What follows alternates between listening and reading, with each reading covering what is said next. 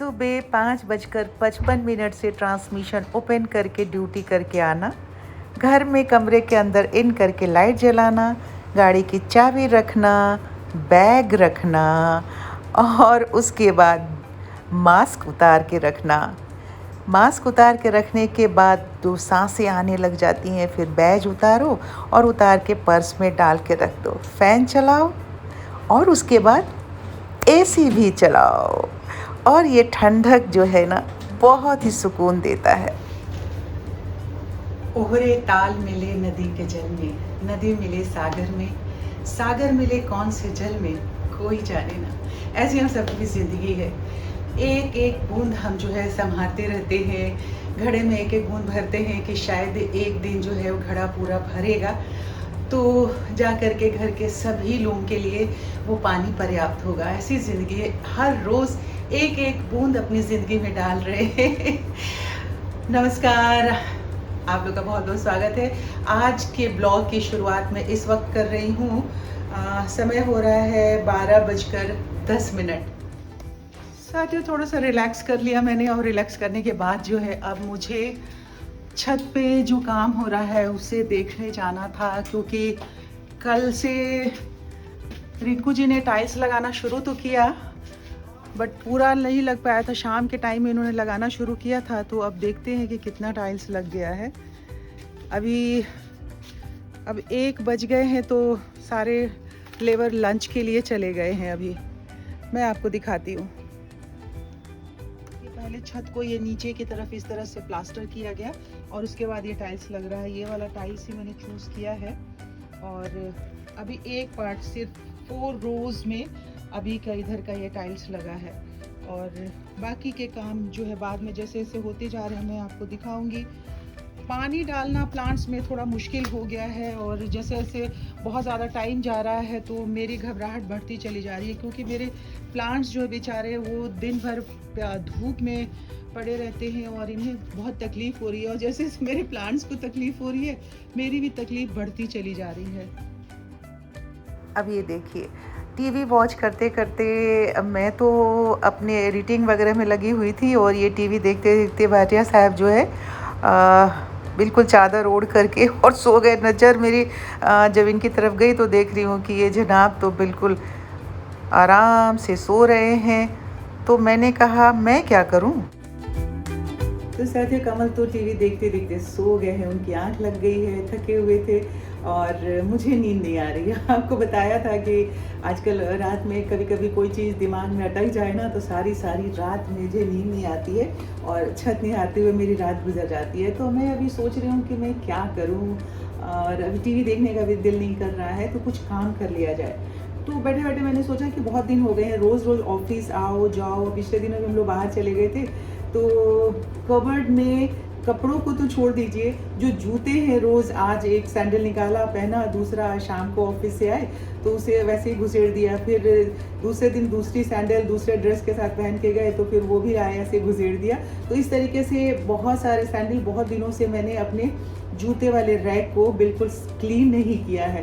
अभी मैं आपको दिखाऊंगी तो आप सब हंसेंगे कि कितनी बुरी स्थिति मेरे जूते वाली हो रही है रैक की। तो उसे क्लीन करते हैं और जूते को ठीक ठाक से रखते हैं और उसमें से अभी देखती हूँ, क्योंकि 4-5 महीना पहले मैंने जितने भी थोड़े से यूज़ करने लायक शूज़ वगैरह नहीं थे तो सर्दियों में मैंने बहुत सारे शूज़ थे वो निकाल दिए थे। आज भी मैं देखती हूँ अगर कुछ ऐसे शूज़ निकलेंगे कि जो मुझे अगले 3-4 महीनों तक नहीं पहनना है तो फिर 3-4 महीने के बाद उसे रख करके घर में जंक इकट्ठा करने का तो कोई माने मतलब नहीं हुआ। अगर आप वास्तु को मानते हैं तो वास्तु के हिसाब से भी पुराने जूते पुराने कपड़े घर में स्टोर करके रखना मुझे नहीं अच्छा लगता है। तो दोनों ही तरह से, एक तो सफाई रखनी चाहिए अपने कबर्ड की, बिल्कुल सिस्टमेटिक ढंग से रखना चाहिए और ख़ास करके जूतों का रैक जो है वो नीट एंड क्लीन होना चाहिए, क्योंकि जूते हमेशा साफ़ सुथरे पहने, सैंडल्स साफ़ सुथरे पहने तो देखने में अच्छा लगता है। पूरा आपकी जो पूरी पर्सनैलिटी होती है, आपका व्यक्तित्व है ना, वो आपके शूज़ से भी निखर के आता है और वो एक आपके पूरे व्यक्तित्व को ग्लो देता है। तो चलिए, बस अब मैंने सोच लिया, आपसे बात करते करते तो सोच लिया है, चलते हैं पहले आपको वो रैक शूज़ का जो है वो दिखाते हैं और फिर उसे क्लीन करते हैं। आ जाइए मेरे साथ। देखिए जरा पहले कैसे मिस करके मैंने रखा हुआ है अपने रोज़ पहन के जाने वाले जूतों को। तो साथियों मैं आप सबको अपना ये रैक दिखा रही हूँ। प्लीज़ आप सब मुझे कुछ मत बोलिएगा, क्योंकि ये रोज़ ही का काम है। रोज़ आती हूँ और इस तरह से रख देती हूँ। अब इसे क्लीन करने के लिए पहले मैंने एक चादर बिछाई। वजह ये थी कि इसमें जो धूल है वो कहीं उड़ के बेड पे ना पड़े, और फ़ैन भी मैंने बंद कर दिया था। उसके बाद ये कपड़ा है जिससे रोज़ मैं अपने सैंडल को क्लीन करती थी। एक एक करके सारे कबर्ड से शूज़ निकाले। मैं आपको ना एक बहुत अच्छा ट्रिक बताती हूँ। ये देखिए, ये मेरा सैंडल देख रहे हैं ना, इसका शेप थोड़ा ख़राब हो गया है। अब इसके अंदर क्या करिए कि आप पुराना अखबार ले लीजिए। इस तरीके से मैंने गोला बना के रखा हुआ है। इस तरह से गोला बनाइए और फिर से सैंडल के अंदर इस तरह से आप इंसर्ट कर दीजिए बढ़िया से। फिर से जो पुराना वाला आपका शूज़ का शेप है ना, वही शेप आ जाएगा 1-2 दिन के बाद ही। ऐसे ही तो जब बाज़ार से हम लाते हैं तो अंदर कागज़ रहता है ना, उसी तरीके से। अब क्या है कि इसमें से मैंने जो रखना है सैंडल वो रखूँगी, और जो निकालना है वो मैं निकाल दूँगी। और जल्दी जल्दी मैंने पूरे सारे को डस्टिंग किया और फिर से इसे वापस रैक में मैंने सजा दिया शूज़ को अपने।